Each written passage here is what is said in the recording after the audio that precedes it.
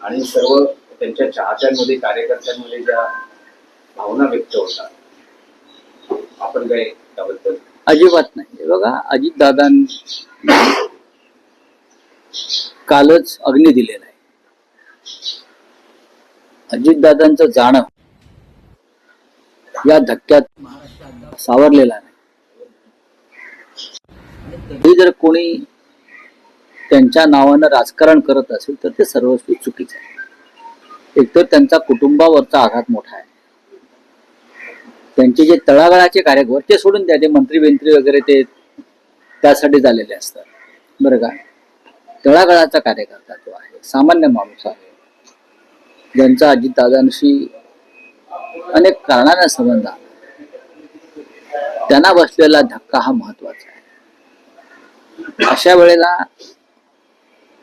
राजकीय चर्चा करणं पुढले 15 दिवस, किमान 15-20 दिवस, हे सर्वस्वी अमानुष आहे.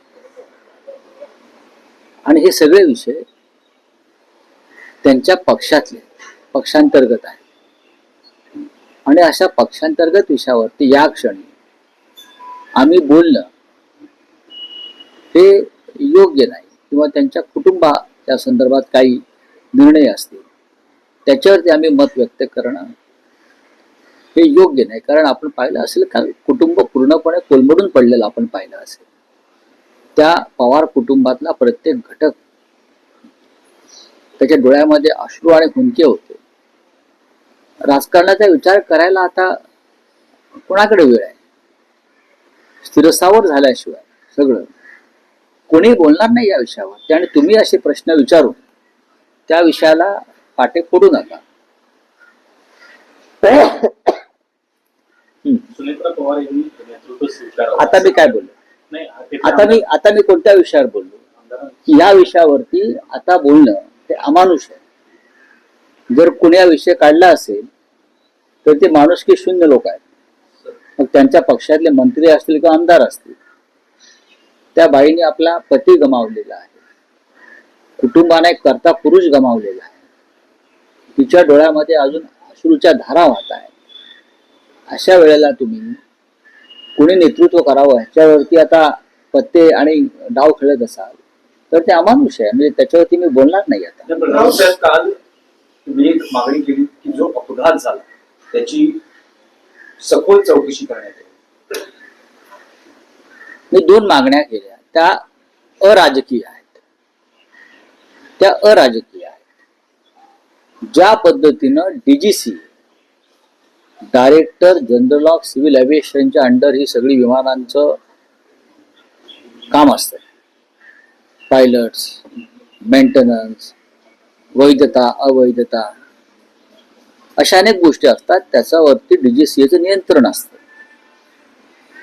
आणि गेल्या काही काळामध्ये अशा अनेक विमानांच्या अपघातामध्ये प्रमुख लोकांचं निधन झालेलं आहे.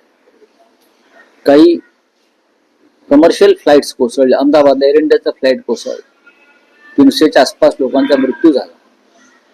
त्यात ते गुजरातचे माजी मुख्यमंत्री विजय रुपाणी यांचं निधन झालं. कुटुंब जळून खाक झाले. अशा वेळेला तुम्ही फक्त असा एखादा अपघात झाल्यावर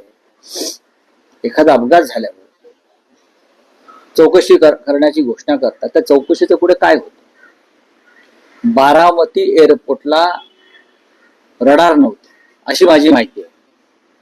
ATC नव्हतं, कोणतीही यंत्रणा नव्हती. एक एअर स्ट्रीप होती आणि विमानं उतरत होती VIPची.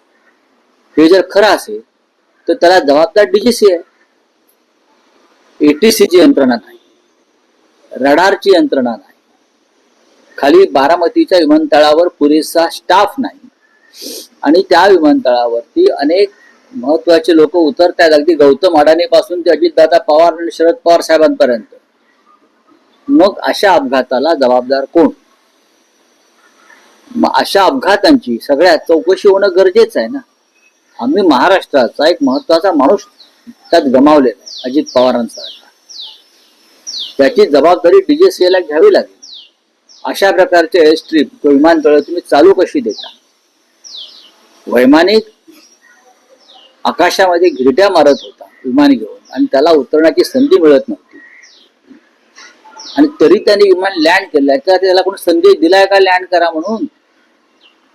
व्हिजिबिलिटी नाही म्हणतायत, एटीसीची यंत्रणा नाहीये तिकडे. पहा ना जाऊन तुम्ही, एटीसीची यंत्रणा नाही, रडार व्यवस्था नाही. ज्या ज्या गोष्टी विमान संचलनासाठी आवश्यक असतात त्या बारामती विमानतळावर नसतील किंवा महाराष्ट्रामध्ये देशामध्ये अन्य विमानतळावर नसतील तर डीजीसीए काय करताय? हा प्रश्न उपस्थित कोणाच्या मनात का होऊ नये? व्हायलाच पाहिजे ना.